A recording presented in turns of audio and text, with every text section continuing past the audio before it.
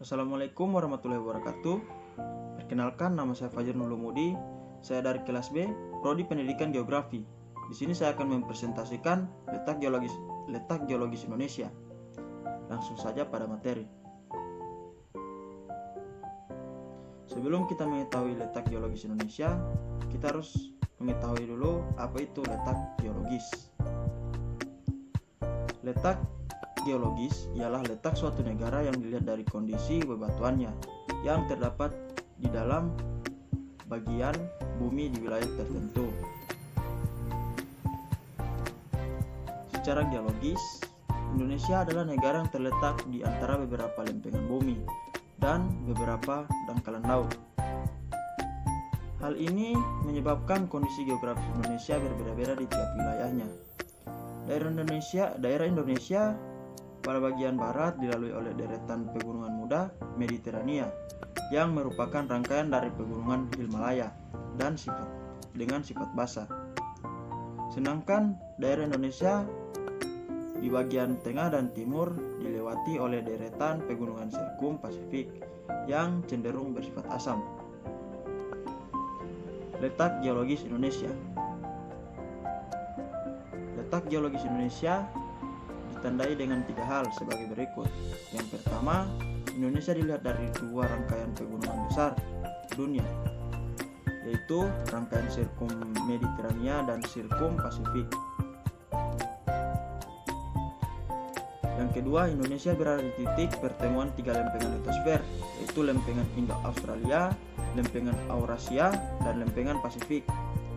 Dan yang ketiga, Indonesia terletak pada 3 deretan dangkalan, yaitu dangkalan Sunda, dangkalan Sahul, dan daerah lautan pertengahan Australia Asiatis. Berikut gambar geologis Indonesia.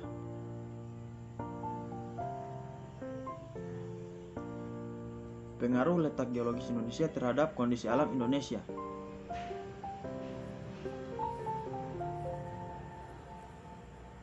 Pengaruh letak geologis Indonesia terhadap kondisi alam Indonesia sebagai berikut.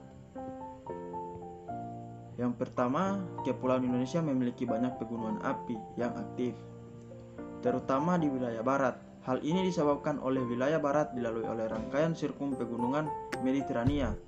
Sirkum Mediterania terdiri dari rangkaian pegunungan api yang masih muda, sehingga lebih berpotensi untuk aktif.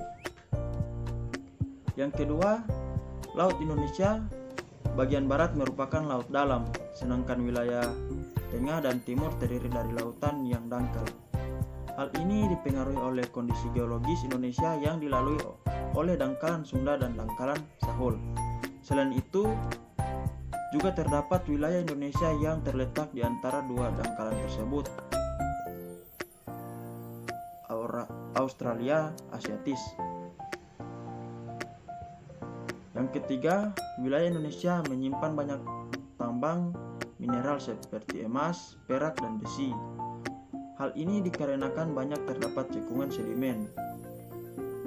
sedimentari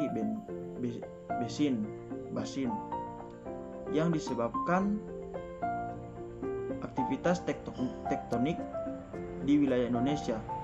Cekungan sedimen mengakomodasikan sedimen yang dapat berubah menjadi batuan lain. Hal ini menyebabkan terjadinya endapan mineral. Yang keempat, Indonesia terletak di daerah rawan bencana. Di Indonesia sering terjadi gempa tektonik ataupun gempa vulkanik yang disebabkan oleh aktivitas geologis. Yang kelima, pegunungan Indonesia merupakan rangkaian dari pegunungan muda Sirkum Mediterania dan Sirkum Pasifik di wilayah timur. Yang keenam, Indonesia terdapat banyak jenis pertanahan untuk pertanian dan perkebunan. Hal ini juga disebabkan oleh aktivitas Gunung Merapi yang menghasilkan tanah vulkanik. Tanah vulkanik mengandung banyak unsur hara yang menjadi indikator kesuburan tanah. Yang ketujuh, Indonesia memiliki keanekaragaman hayati yang tinggi, baik flora maupun fauna. Bahkan di Indonesia juga terdapat banyak flora dan fauna endemik yang menjadi flora dan fauna yang dilindungi. Hal ini salah satunya disebabkan oleh dua dangkalan yang dilalui wilayah Indonesia. Dan yang terakhir, sering muncul gunung api di tengah laut, terutama di wilayah barat Indonesia yang dilalui oleh sirkum Mediterania. Gunung api muda yang masih aktif ini juga dapat terjadi di tengah laut dan terus berkembang. Terima kasih, itulah hasil presentasi saya. Jika ada kata dan kesan yang tidak berkenan, mohon dimaafkan. Wabillahi taufiq wal hidayah. Wassalamualaikum warahmatullahi wabarakatuh.